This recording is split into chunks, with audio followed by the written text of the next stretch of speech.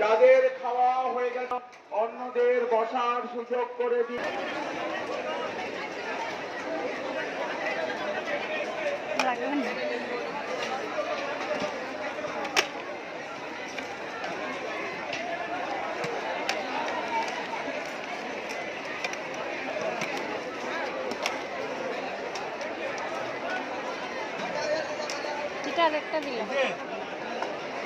Hello, একটা নিবেদন, যারা টেবিলে বসে খাচ্ছেন ওই টেবিলগুলো পরিবেশনের জিনিসপত্র রাখার জন্য দয়া করে কেউ টেবিল ফাঁকা পড়ে থাকলেও তার উপরে বসবেন না। আমরা মাটির মানুষ, মাটিতে বসে প্রসাদ